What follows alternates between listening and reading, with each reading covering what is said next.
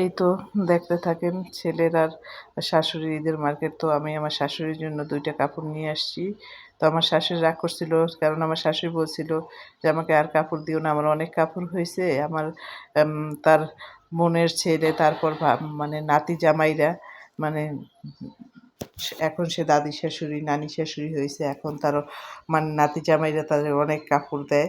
তো ছেলেরা দেয়, মেয়েরা দেয়, সবাই মিলে অনেক কাপড় দেয়। তো অনেক কাপড় জমছে। তো আমরা বলছি, "আমি এগুলো কখন পরবো?"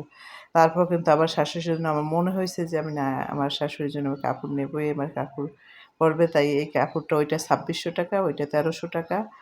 তো আর এই যে আমার এই ২ টা নিছে ৳২৮০০। এই যে এই ২ টা ৳২৮০০ নিছে। আর এইটা নিচ্ছে হলো ৳২০০০।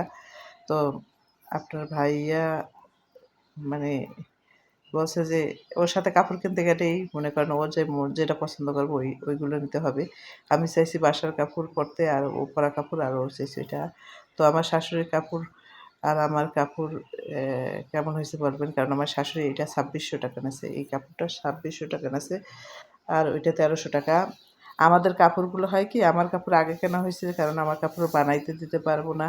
এখন বানাইতে দিতে হবে এইজন্য। আর ছেলেদের কাপড় তো আর বানাতে হবে না। এইজন্য আমি আগে মার্কেট করলাম।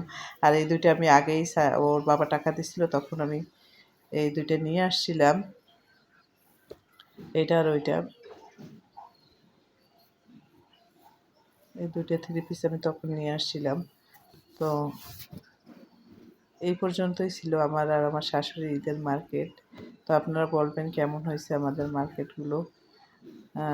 শাশুড়ি আর পুত্রবধূর ঈদের মার্কেট। আল্লাহ হাফেজ।